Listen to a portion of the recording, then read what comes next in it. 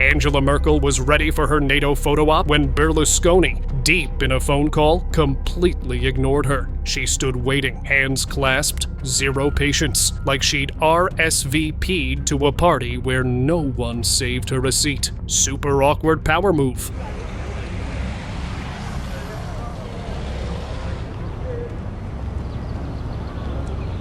At the ASEAN summit, Trump went in for the traditional group handshake, but his timing was way off. He twisted, fumbled, and ended up looking like he joined a conga line with no rhythm. That handshake? Not exactly coordinated.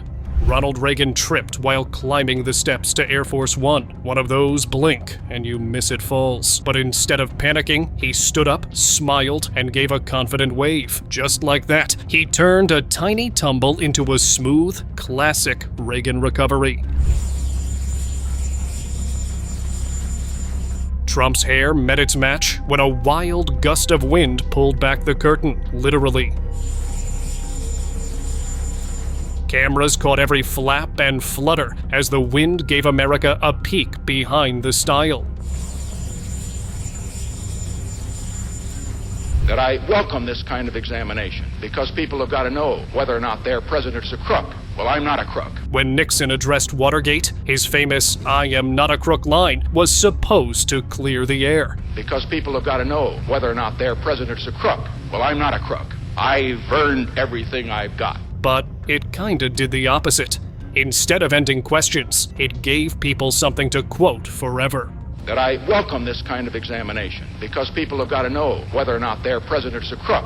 Well, I'm not a crook. I've earned everything I've got. You then look for a way out.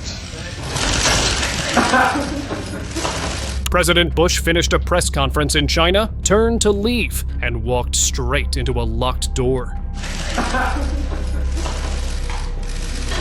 Oops. He paused, laughed it off, and headed the other way. A real-life cartoon moment. But he handled it like a pro. You then look for a way out.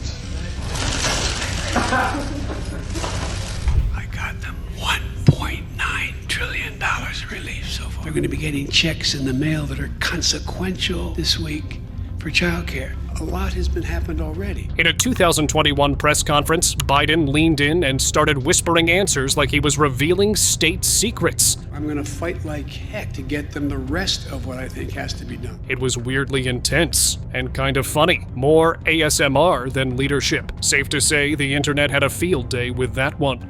I got them $1.9 trillion relief so far. They're going to be getting checks in the mail that are consequential this week. A lot has been happened already.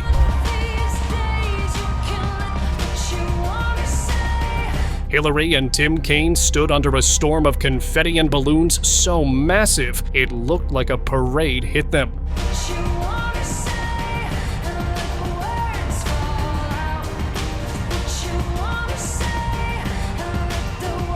Their smile said, "We're good," but the balloons were clearly having the time of their lives. Politics meets party chaos.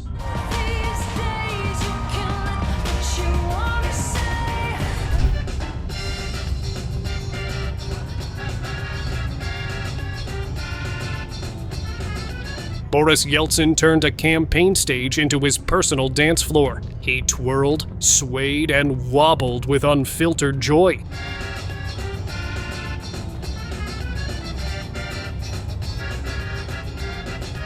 Leaving the crowd amused and confused. It was one part celebration, one part "what am I watching?" but all parts unforgettable.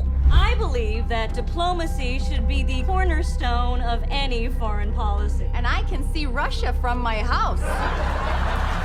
Sarah Palin once claimed she could see Russia from Alaska, and whether she meant it literally or not, that one line took off. Diplomacy should be the cornerstone of any foreign policy. And I can see Russia from my house.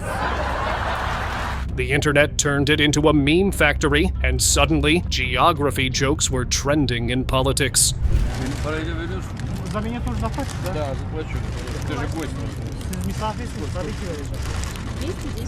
Putin walked up to Erdogan at a big air show and bought him ice cream like they were just two bros at the mall.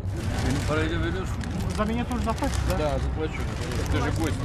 Siz misafirsiniz, tabii ki vereceğim. 210 рублей. Then came the kicker. He asked, "Will you pay for me too?" That little joke had everyone laughing, showing that even world leaders have friendship moments.